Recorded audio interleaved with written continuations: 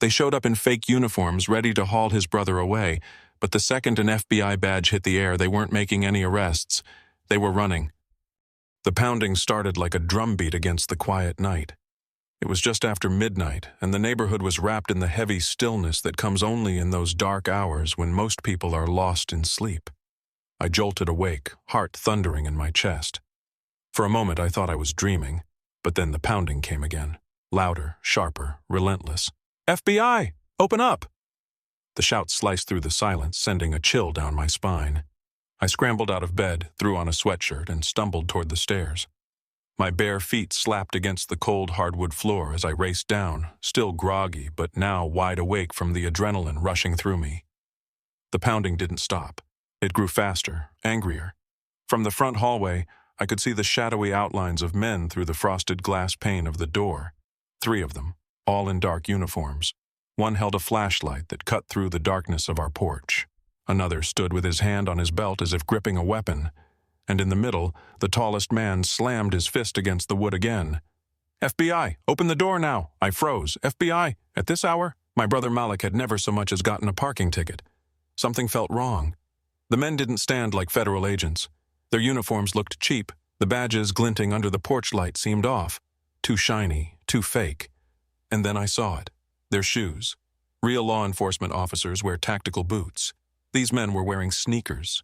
I crept closer, trying to quiet my breathing, my heart hammering in my chest. "Malik," I hissed up the stairs. "There's someone at the door." A calm voice floated back down. "I know. I'm coming." Malik appeared at the top of the staircase, barefoot, wearing sweatpants and a plain t-shirt.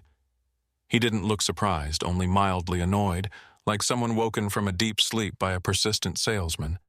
His steady demeanor only unsettled me more. "Don't open it," I warned. "Something's not right." But Malik just gave me a small, reassuring nod. "It's okay," he said quietly, descending the stairs with measured steps. "Let's see what they want." He reached the door, flipped on the porch light, and pulled it open without hesitation.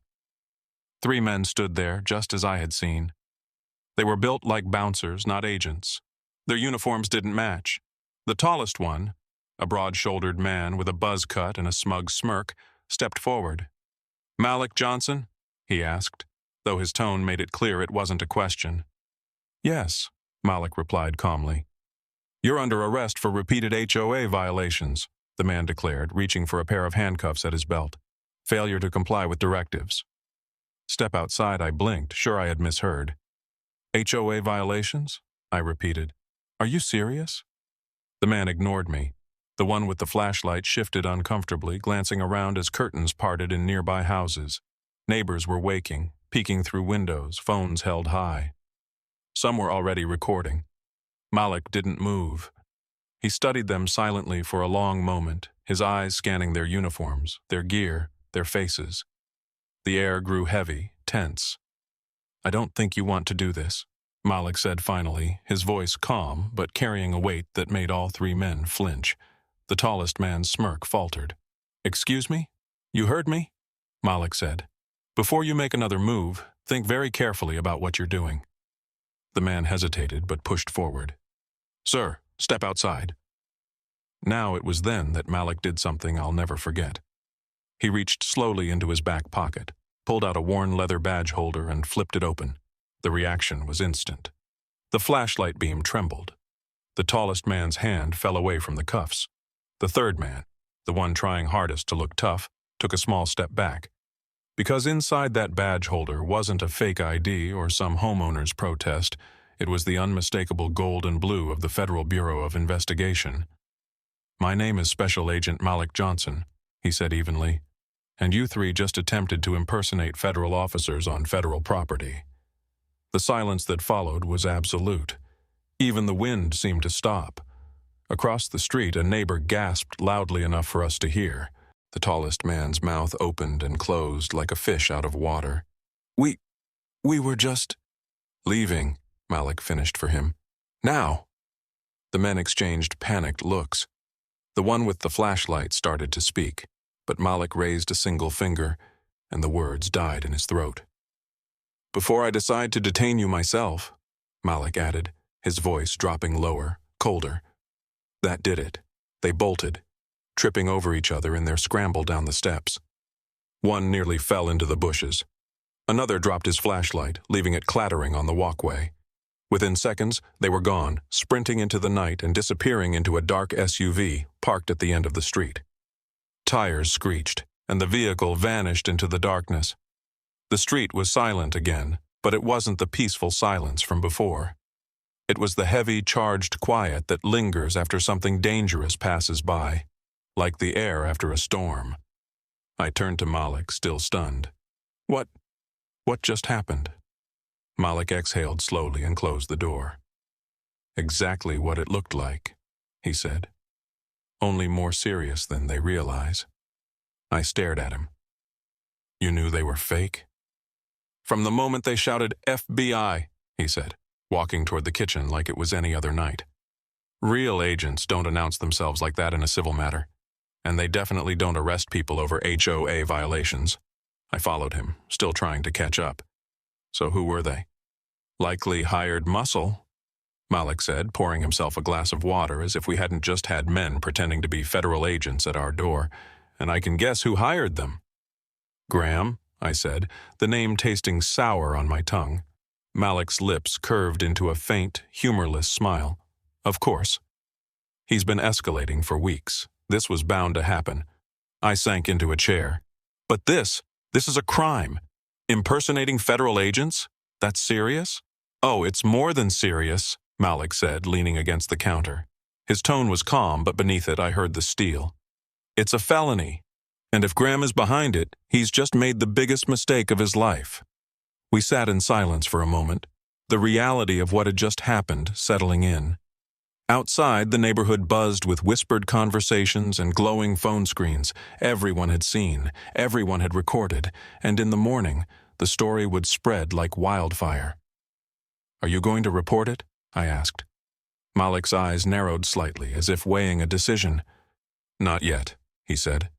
Not until I know exactly how deep this goes. What do you mean? I mean, he replied, setting his glass down and looking me straight in the eyes, if Graham is willing to go this far, then this isn't about fines or property lines anymore. This is about power, and men like him, they always leave evidence when they think they're untouchable. Something about the way he said it sent a shiver down my spine. Malik wasn't angry. He was focused, controlled, dangerous, in a quiet, deliberate way. And though he didn't say it aloud, I could see it in his eyes. This wasn't over. Not by a long shot. That night, long after the fake officers fled and the neighborhood lights went dark again, I lay awake replaying every detail. The pounding on the door, the fake badges, the panic in their eyes when Malik revealed who he truly was. They had tried to drag my brother away, and instead they had exposed themselves. They had no idea what kind of man they were dealing with or how far he was willing to go when someone threatened his family. Somewhere across the neighborhood, in his oversized house with its perfect lawn and security cameras on every corner, Graham was probably asleep, smug and certain that he still controlled everything. But he didn't know what had just been set in motion. He didn't know the trap he had walked into. And as I finally drifted into uneasy sleep, one thought echoed in my mind. By sending those fake cops to our door, Graham hadn't just crossed a line. He had signed the end of his own reign. Have you ever dealt with an HOA that went too far?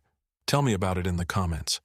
The morning after the fake arrest attempt, the neighborhood felt different. It wasn't just the uneasy glances or the whispers that floated from porch to porch. It was the sense that an invisible line had been crossed, and everyone knew it. Malik stood by the window with a mug of coffee in his hand, watching Graham Monroe make his usual morning rounds. Clipboard in one hand, camera in the other, Graham prowled the sidewalks like a self-appointed warden inspecting his prison. He paused at nearly every house, snapping photos of fences, lawns, and mailboxes with a disapproving frown etched into his face. Right on schedule, Malik muttered to himself, setting his mug down. Graham Monroe had been president of the Maplewood Estates Homeowners Association for nearly a decade. A retired attorney with an inflated sense of authority, he treated the neighborhood like his personal fiefdom. No detail was too small to escape his scrutiny. A blade of grass too long? $50 fine. A garden hose left uncoiled? Another citation. Trash cans visible from the street for more than 10 minutes after collection, expect a warning letter, and if you ignored it, the fine doubled. For most of the residents, life under Graham's rule was a frustrating but manageable annoyance. They grumbled about the ridiculous rules at barbecues and whispered about his power trips during block parties, but few dared to challenge him. Graham had a reputation for making life miserable for anyone who stood in his way. He'd dig through property records, threaten legal action, and even spread rumors to isolate dissenters. In Graham's eyes, the HOA wasn't just a neighborhood association. It was a government, and he was its undisputed ruler. But then Malik moved in. From the day he arrived, Malik was different. He was polite and respectful to neighbors, but refused to bow to Graham's petty tyranny. When the first fine came, a $75 citation for overgrown grass that was less than half an inch taller than regulation, Malik sent a brief, formal letter contesting it. When Graham doubled the fine, Malik ignored it altogether. He replaced his mailbox without consulting the approved design list. He parked his truck in the driveway instead of the garage, another violation Graham loved to enforce. At first, Graham assumed Malik would break like the others. But Malik didn't yell or complain. He simply refused to bend, and that infuriated Graham more than open rebellion ever could. "He thinks he's above the rules," Graham sneered one afternoon, pacing inside the HOA office, a converted shed behind his house that he called headquarters. His vice president, a timid man named Charles, nodded nervously as Graham's voice grew sharper. "Every community needs order. If he won't respect the law, he doesn't belong here." Charles shifted uncomfortably. "Maybe he just doesn't understand the process yet." "He's new. Then he'll learn," Graham snapped, "one way or another." And so began the campaign. The fines increased, $100, then $250. Graham sent official-looking letters threatening legal action if Malik didn't comply. He filed complaints accusing Malik of improper landscaping and unauthorized structural modifications, both false. When Malik ignored those too, Graham took it further. He started knocking on neighbors' doors, speaking in hushed tones about the man on Oak Ridge Lane. "You know he has a record," Graham whispered to one homeowner, glancing around theatrically before leaning in closer. "I looked it up. Fraud charges, maybe worse. We have to be careful who we let into our community." None of it was true, but the seeds of suspicion began to spread. Some neighbors stopped waving when Malik walked by. Others crossed the street to avoid him. Graham watched with satisfaction as Malik's isolation grew, convinced he was winning. But Malik wasn't unaware. He saw the sideways glances, heard the half-finished greetings, and read the venom in the HOA's increasingly desperate letters. Yet he remained calm, almost unnervingly so. And that calmness only made Graham angrier. Weeks later, a new letter arrived. This one not about grass or mailboxes, but about Malik's very presence. Due to repeated and willful violations of HOA bylaws, it read, the board reserves the right to pursue legal action, including but not limited to foreclosure proceedings. I remember watching Malik read it at the kitchen table. He didn't slam his fist or tear the letter apart. He just read it once, folded it neatly, and set it aside. "Are you going to fight it?" I asked. A faint smile tugged at his lips. "Oh, I'm already fighting it." Graham, meanwhile, grew more obsessed by the day. He began waking before sunrise to patrol the streets, camera in hand, hoping to catch Malik in the act of some infraction. One morning, Malik found him crouched in the bushes across the street, taking pictures of his driveway. Another night, Malik's motion sensor light flicked on to reveal Graham pacing outside his fence, muttering into his phone. "Got him," Graham whispered into the receiver. "I've got evidence of multiple violations. The board will have to act." But even as he pushed harder, cracks began to form in Graham's carefully constructed empire. One of his closest allies on the board resigned unexpectedly, citing ethical disagreements. Another neighbor, tired of Graham's bullying, filed a complaint with the county about his misuse of HOA funds. A complaint that Graham arrogantly brushed off. "Let them investigate," he scoffed to Charles one evening. "They'll find nothing. Everything I do is by the book." But it wasn't, and Malik knew it. One afternoon, Graham was making his usual rounds when he noticed a man in a suit standing on Malik's porch, speaking quietly with him. The man handed Malik a folder and nodded before leaving. Graham's eyes narrowed.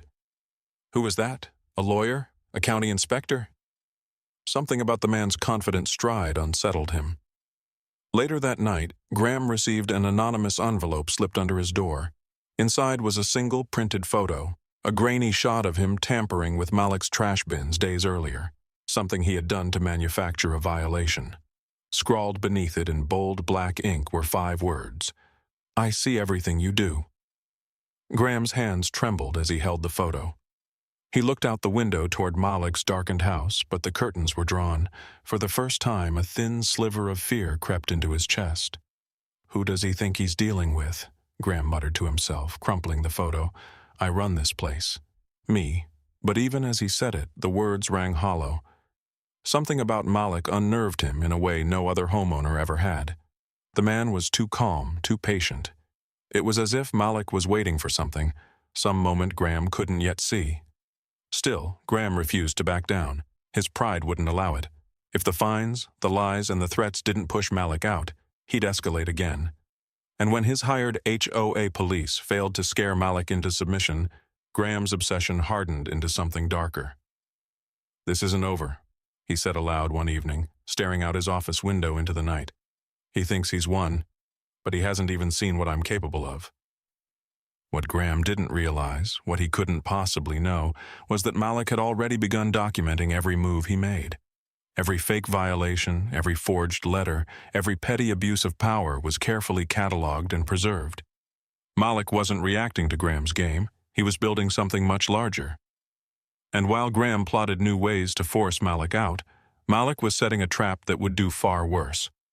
It would strip Graham of the one thing he valued more than power: control. The balance of power in Maplewood Estates was shifting. The tyrant with the clipboard believed he still ruled uncontested, but his grip was slipping, and he didn't even know it. Soon, Graham Monroe would learn that he hadn't just picked a fight with a stubborn homeowner. He had declared war on a man who was far more dangerous, far more patient, and far more capable than he could ever imagine. And by the time he realized it, there would be no way out. The street was silent except for the faint hum of streetlights and the rhythmic chirp of crickets hidden in the hedges. It was just past 2 a.m. when Malik stirred awake, a prickling unease tugging him from sleep. He didn't know why at first, just that something felt wrong. Still half asleep, he reached for his phone on the nightstand and opened the live feed from the security cameras mounted around his house. That's when he saw it. On the grainy night vision feed, a lone figure crept along the edge of his yard, a hood pulled tight over his head, a spray can glinting in one gloved hand. Malik narrowed his eyes, leaning closer. The gait, the slouched shoulders, he knew them: Graham Monroe. The self-proclaimed king of the HOA, skulking through the shadows like a petty vandal. For a long moment, Malik just watched, jaw clenched, pulse hammering in his ears. Graham stopped by the fence, glanced around once, and raised the can. A harsh hiss broke the stillness as thick red paint sprayed across the wood. Letter by letter, the word violator took shape in dripping, uneven strokes. Graham stepped back, admired his work like an artist, then hurried off into the night. Malik could have stormed outside, shouted, confronted him on the spot. But he didn't. He only stared at the screen, face calm but eyes cold. "Got you," he whispered under his breath. He tapped a button, saving the footage and backing it up to 2 separate drives. One copy would go to his attorney in the morning. The other he'd keep in a safe. Malik had learned long ago that anger was a weapon best sharpened before use. And tonight, Graham had just handed him the whetstone. The next morning, sunlight revealed the vandalism in all its spiteful glory. Neighbors slowed as they passed Malik's property, whispering among themselves, pretending not to look too long. Some shook their heads. Others smirked. Graham, of course, made a show of outrage. "This is disgraceful," he announced loudly as he strolled by with a clipboard tucked under his arm, pretending to inspect the damage. "Looks like we've got some delinquents in the neighborhood." Malik stepped out from behind the gate, calm and composed. "Yeah, delinquents," he said evenly. "Ones with bad knees and a habit of prowling around at 2 a.m. Graham's smirk faltered for a fraction of a second before returning. "Careful with accusations, Malik. You wouldn't want to make matters worse for yourself." "Oh, I'm being careful," Malik said. Extremely careful. The two men locked eyes. Graham looked away first. The vandalism was only the beginning. Days later, Malik came home from work to find the house unusually silent. He tried a light switch. Nothing. The hum of the refrigerator, the faint buzz of the HVAC, gone. The power was out. His first thought was a utility issue, but when he stepped outside, he saw them. Two men in HOA vests huddled by the neighborhood power box, tools scattered around them. Graham stood nearby, issuing orders with a clipboard in hand. "What's going on?" Malik called as he walked over. Graham turned slowly, wearing the smug expression Malik had come to despise. "Routine code enforcement," he said. "We noticed a possible hazard connected to your power line. Had to shut it down for inspection." "Without notice?" Malik asked, his voice low and steady. "Without contacting me? Or the utility company?" Graham shrugged. "The HOA has authority to act when safety is concerned." "Safety," Malik repeated. "Right." He stepped closer until they were nearly face to face. "You're tampering with private property, Graham. And I'd think a retired attorney would know what that means." For a brief moment, Graham's confidence slipped. Then he chuckled and waved the workers to continue. "If everything's in order, you'll have power back soon." Assuming there isn't a violation, of course, Malik didn't reply. He pulled his phone from his pocket and tapped the record button. "Say that again," he said, holding the camera steady on Graham's face. Graham stiffened. "I have nothing else to say." "Speak to the board if you have concerns." "Oh, I will," Malik said. "And not just the board." The men finished their inspection half an hour later, flipping the power back on and leaving without a word. Malik watched them go, his expression unreadable. But inside, his patience was nearing its breaking point. The next blow didn't come from Graham directly. It came in a sealed envelope from the county office, stamped with an official seal. Malik opened it at his kitchen table, his hand steady even as his pulse surged. It was a notice of investigation.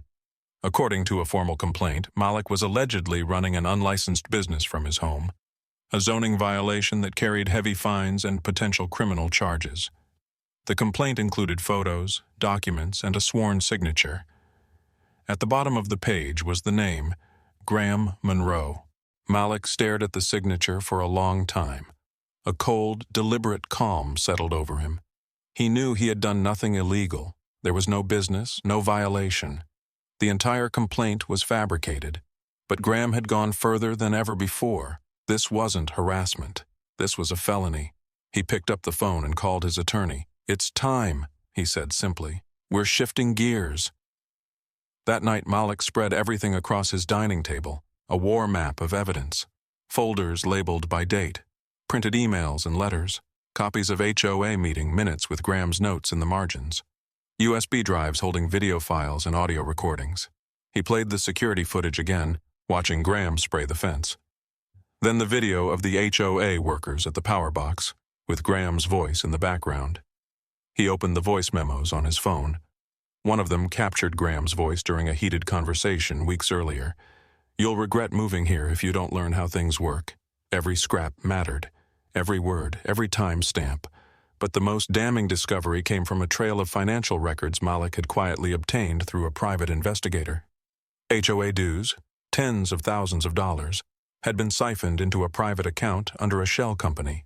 That company, Malik discovered, was linked to Graham. And deeper still, buried under layers of paperwork, was another company name.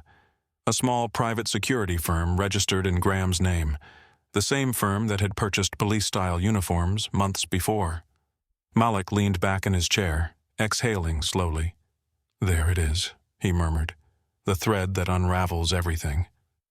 Meanwhile, Graham's behavior grew increasingly erratic. He paced the neighborhood at odd hours, knocking on doors, whispering to residents about dangerous elements and rule breakers. He tried to rally the board into action against Malik, but cracks were forming. One board member abruptly resigned, citing ethical concerns. Another stopped returning Graham's calls altogether. "People are starting to ask questions," one former ally told him during a heated phone call. "About the finances. About those uniforms. You need to get ahead of this." Graham slammed the phone down. "It's under control," he hissed. though his reflection in the dark window looked less certain. "It's all under control." But it wasn't. Investigators from the county began visiting the neighborhood, quietly interviewing homeowners and reviewing HOA records. Graham told himself it was routine, nothing more. Yet each time he saw their unmarked cars parked near the community office, his stomach twisted tighter. Then one evening, a sealed envelope appeared on Graham's doorstep. No return address. Inside was a thick dossier, photocopies of bank records, screenshots of security footage, transcripts of voice recordings. Each page was a dagger. At the end was a note, handwritten in precise block letters. "Everything you've done is documented. Every step, every lie, every crime. You built this empire on intimidation. Now watch it collapse under truth." Graham's hands trembled as he flipped through the pages. It was everything. Everything he thought was hidden. The fake police uniforms, the secret account, even the spray-painted fence. Whoever sent this knew it all. Panic clawed at his chest. He bolted to the HOA office and began shredding documents, stuffing bags with paper, wiping hard drives. But it was too late. The evidence was already out there beyond his reach.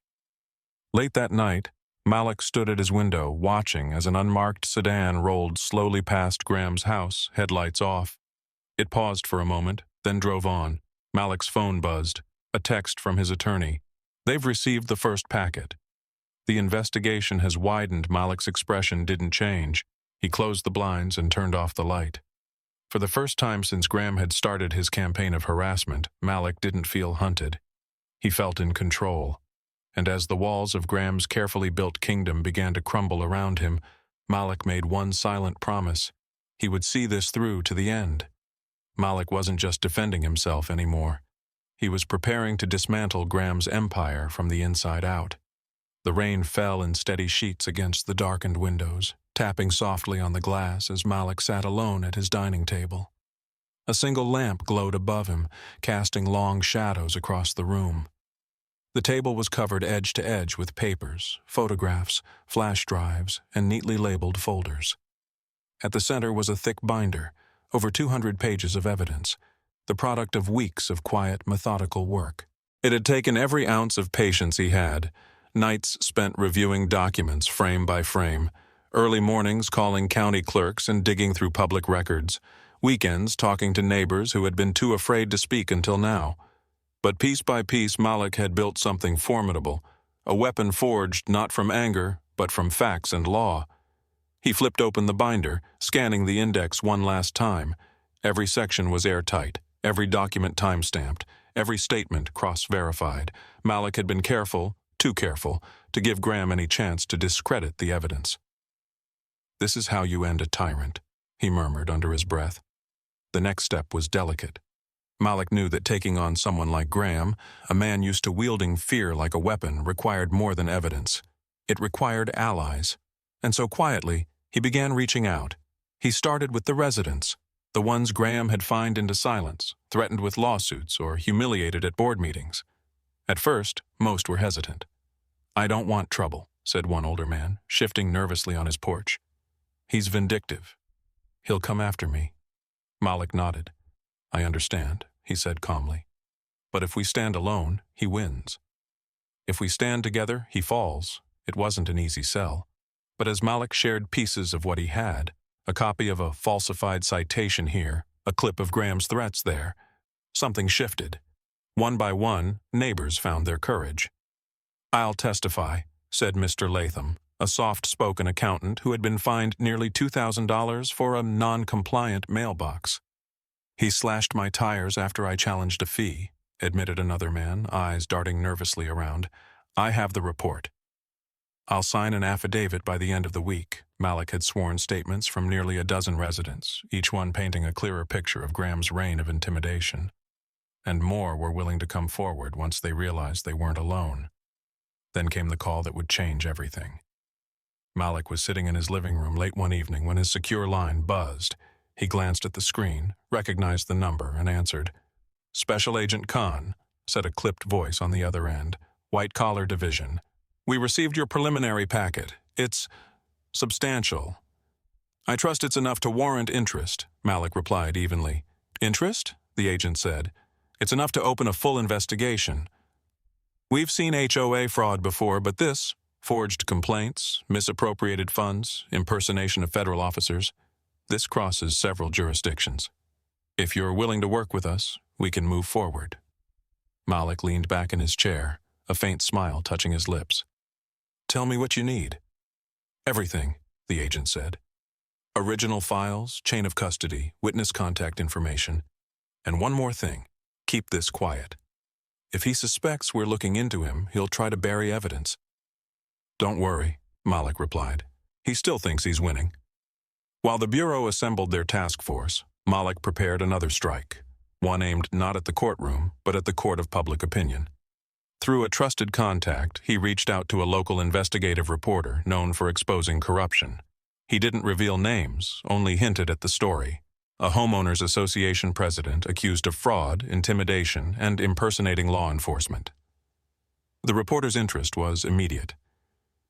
If what you're saying is true, the journalist said during their first discreet meeting at a quiet cafe, this could be one of the biggest HOA scandals in the state. It's true, Malik said, sliding a flash drive across the table. But you'll need to wait. Once the investigation becomes public, you'll have everything you need.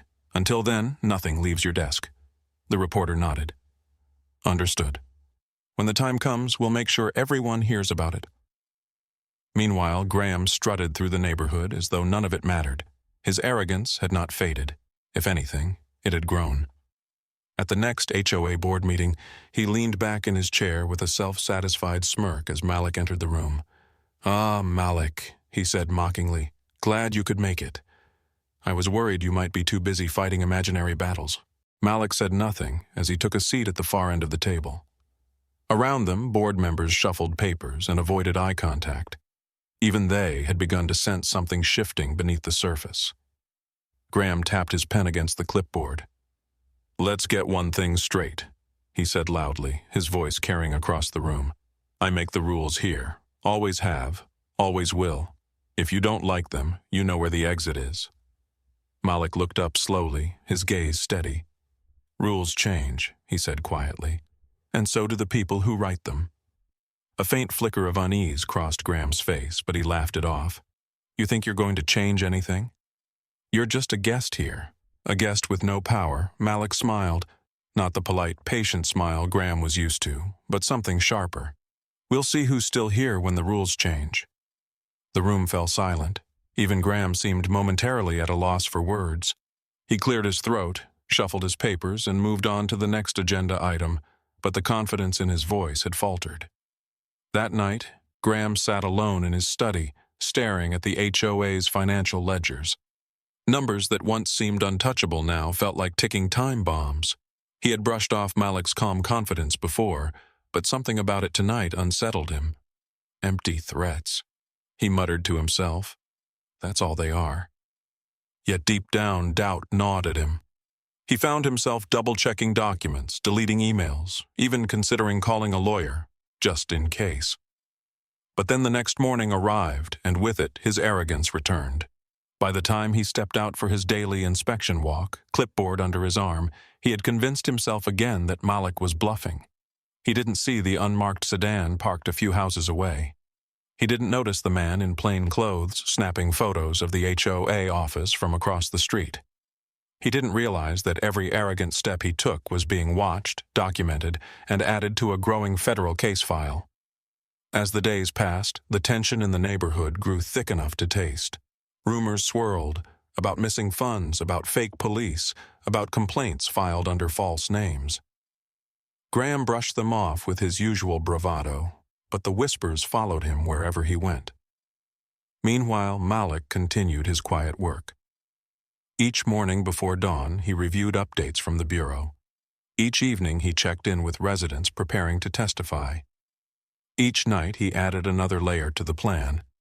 He called it Operation Exposure, a deliberate, patient dismantling of everything Graham had built, and it was working.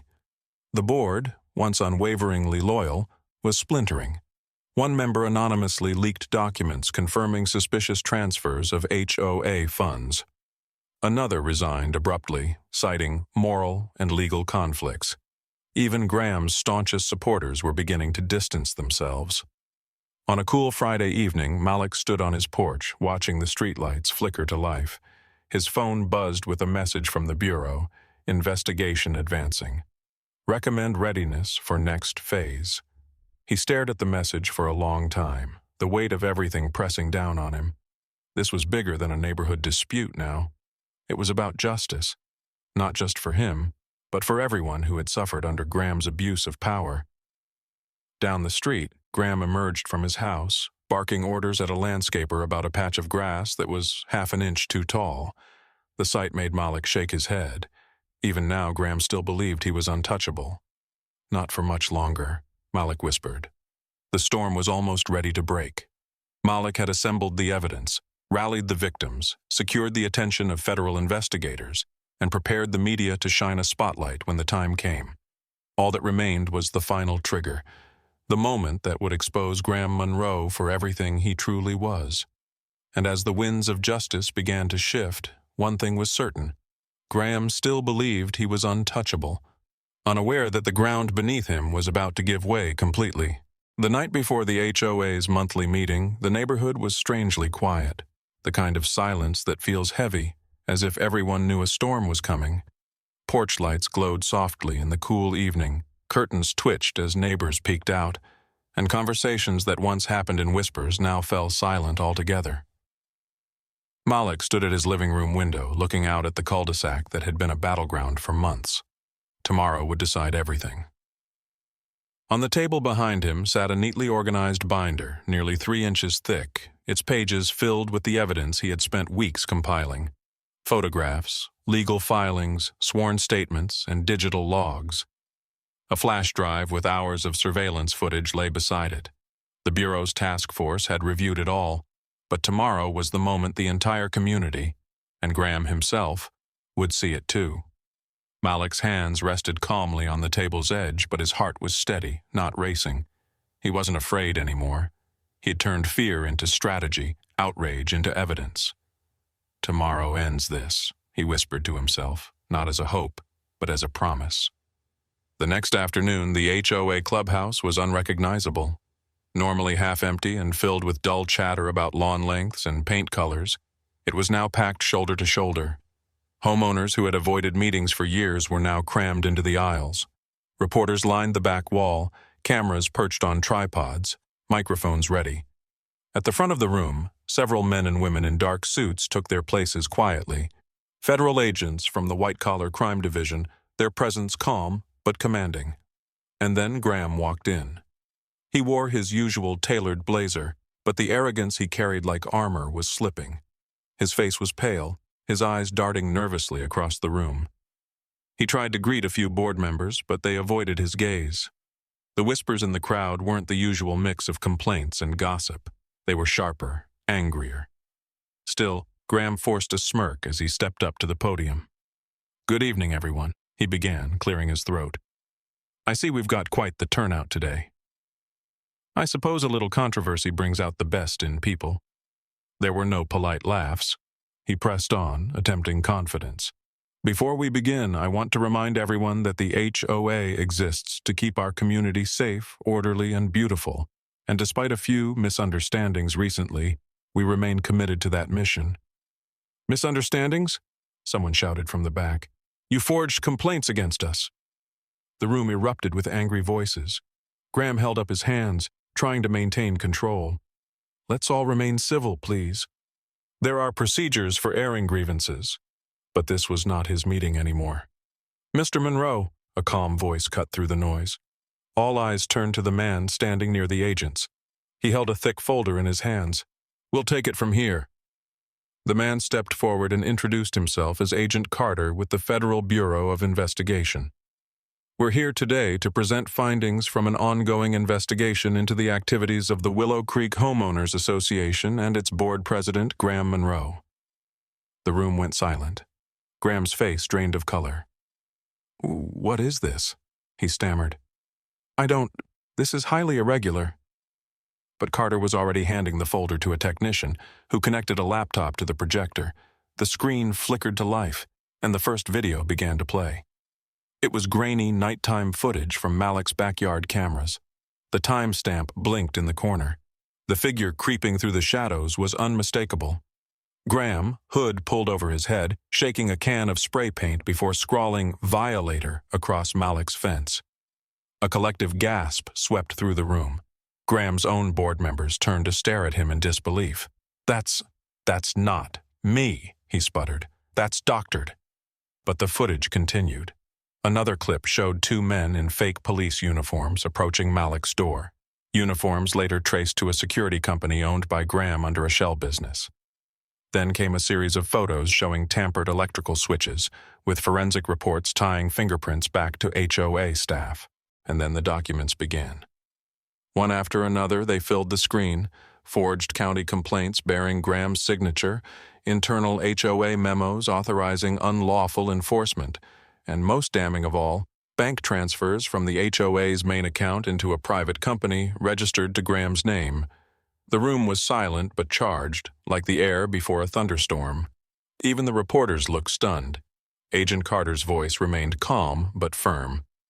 "Mr. Monroe, our investigation has concluded that you knowingly misused HOA funds for personal gain, falsified legal documents, and attempted to impersonate law enforcement. These actions constitute multiple felonies under state and federal law." Graham's composure crumbled.